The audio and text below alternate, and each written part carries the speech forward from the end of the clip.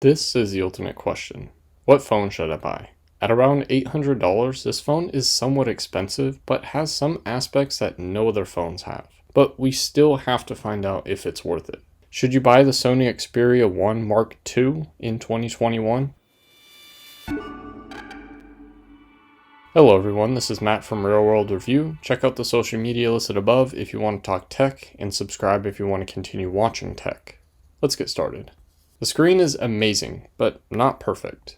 Let's get the downsides out of the way, like the screen ratio and brightness. This is a 21:9 screen ratio, which makes the phone seem super tall, pretty much sitting at the same width as the Pixel 5, but with a height that's taller than any iPhone.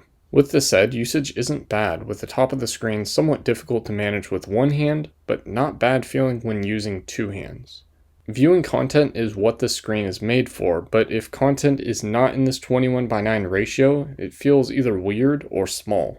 As for the brightness, I personally didn't have too many issues with this, even though the highest brightness is somewhere around 350 to 400 nits, getting up to 600 in either bright sunlight or when viewing HDR content. I ran dark mode, so those low nits don't really bother me too much and actually feel better on my eyes. Besides those things, the screen is absolutely amazing. This is a 6.5-inch 4K OLED display with a refresh rate of 60 Hz. The last part is common for the release, but the former is not. Sony has been one of, if not the only manufacturer to put out a 4K display, dating all the way back to the Sony Xperia Z5 Premium. Yes, back in 2015. Funny enough, that screen was actually a higher resolution, boosting over 800 pixels per inch, while the Sony Xperia 1 Mark II is still at an amazing 643 pixels per inch.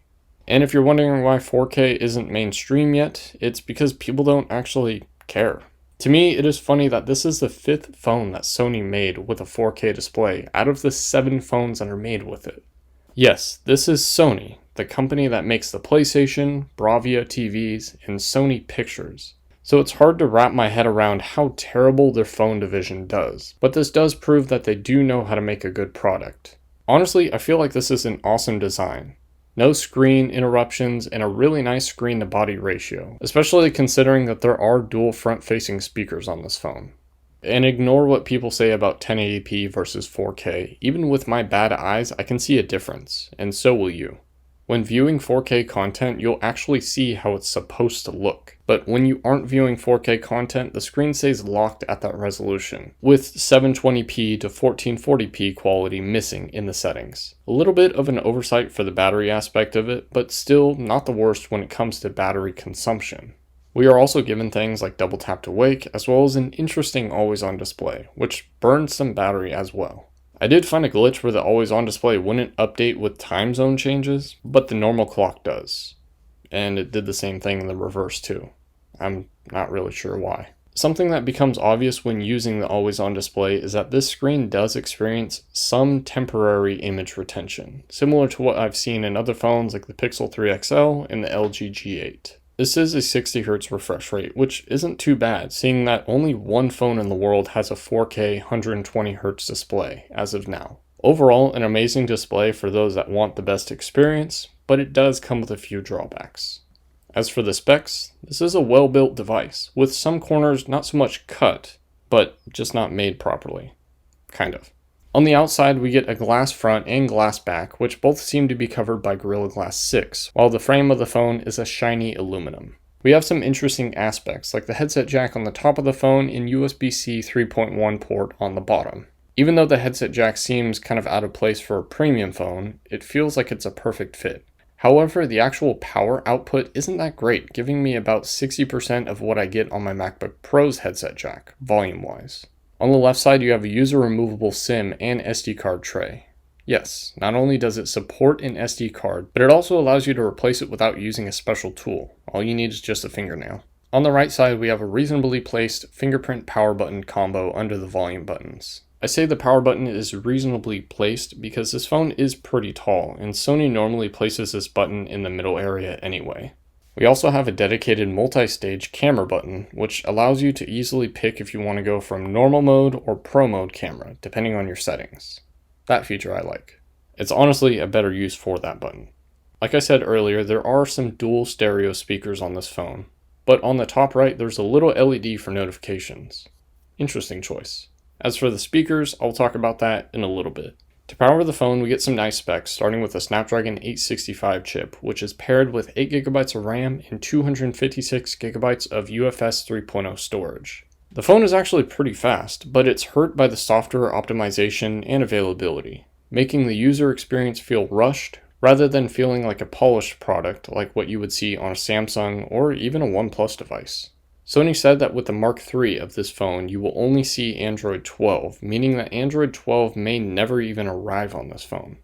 We are given Android 11, and this phone is relatively up-to-date security-wise, but it still isn't a good look for longevity. As for powering the phone, we are given a 4000 mAh battery along with 18 watts of fast charging, but the latter isn't that simple to do. Of all the chargers that I have, none of them went over charging, so it feels like Sony really limits the charging speed either in a software or hardware way. Either way, a day should be easy to do, but anything past 24 hours off the charger seems impossible because of that 4K display. We are also given wireless charging, which is nice to see. Not that fast, but hey, convenient. We are also given IP65/68 water resistance, which I'm not actually sure what that means, but accidents will be forgiven. Just don't record video underwater, please. Thanks. As for the antennas, it's kind of confusing. You get Wi-Fi 6 and are very limited with the 5G support, which pretty much won't work in the United States regardless of the model that you have. So make sure your carrier supports these 5G bands before buying this phone if you care about 5G. When it comes to durability, it seems like the shiny aluminum might scratch easily, but overall it feels like a pretty solid phone, even with its light for its size weight of 181 grams. Realistically, this phone gives you all the specs that you want, just not in the best package. As for the camera, I feel like this, along with the display, is the main focus of this phone. Sony gives you a lot of software features that I can't really understand because I'm not in that world, but I know that there are some people out there that will most likely be able to take advantage of this and produce some amazing shots. When I review my phones, I like to just point and shoot because I feel like that's what most people do that are watching these videos.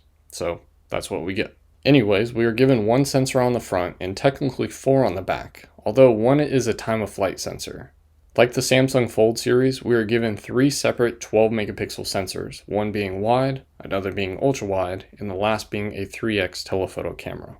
Overall, the sensors seem to be pretty close in quality to each other, while it does feel like night mode and other features stick to just the wide angle sensor. This is optically stabilized and produces some amazing shots at that 24mm focal length. When we move back, we are given a 124 degree ultra wide sensor with a focal length of 16mm. I didn't really notice too much of an issue with this camera, but it does seem like edge correction is very heavy on the ultra wide sensor. Lastly, we have a 70mm telephoto lens that is capable of 3x optical zoom, as well as featuring optical image stabilization. When it comes to regular point and shoot, this setup always allowed me to feel fairly confident with each shot. The weird thing is that I found that images in the normal app capture quicker than something in like the Pro apps. To be fair, I didn't really understand how to use those apps because that's not really the world that I'm in, like I said, and your mileage may vary. Speaking of cinema, we are given 16:9 video at 1080p 30 frames or 60 frames per second, while 4K is limited to 30 frames per second, from what I can find.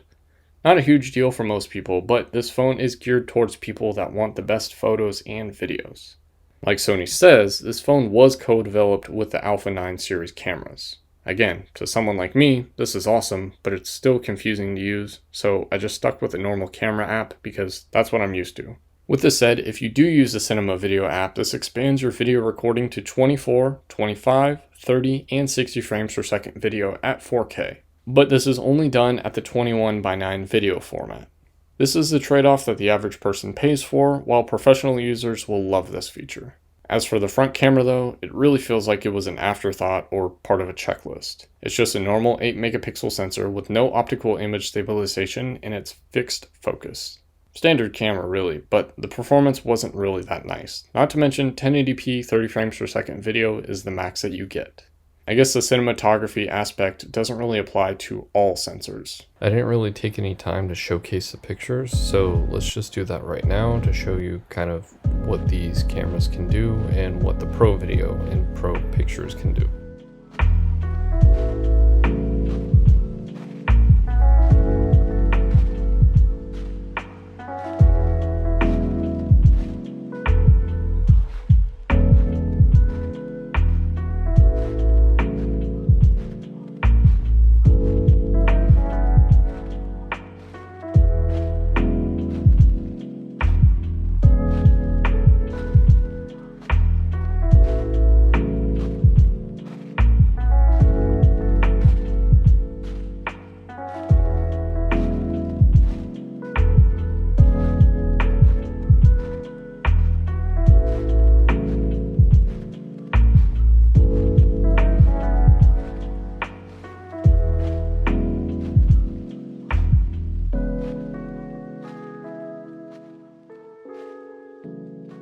What is really actually flawed about this phone is the phone. Everything on paper and use case works, and it works very well, but at a major cost. The phone is about $800 used, and when you compare it to phones in its class, it's actually poorly priced.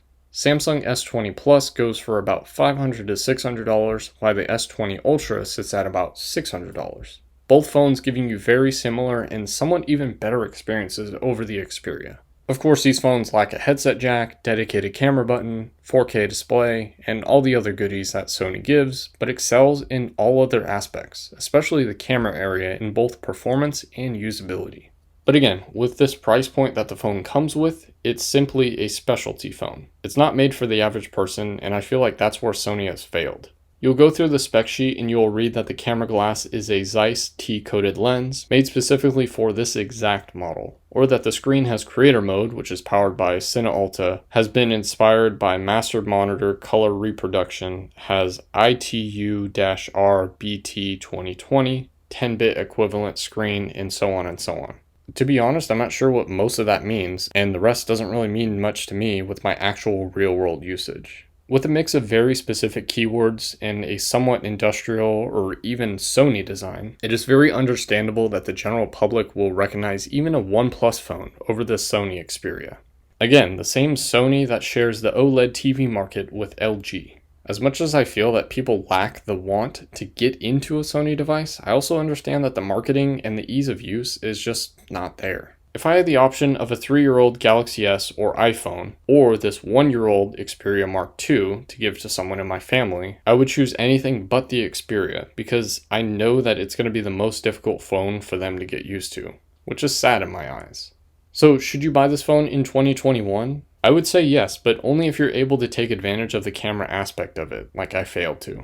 Having a 4K screen is amazing. I would always pick this over any other devices, but there is a major flaw. There is a vibration feature called dynamic vibration, kind of like turning your phone's vibrating motor into a subwoofer, which sounds awesome on paper. The biggest issue is that the audio quality coming out of this phone doesn't really sound that good, and the phone actually vibrates a lot from the speaker as is. So turning on this feature is kind of annoying. But the saving grace is that turning on dynamic vibration actually makes the speakers sound better, but now your phone is vibrating even more. So now we're left with amazing viewing experience with not so good audio aspect.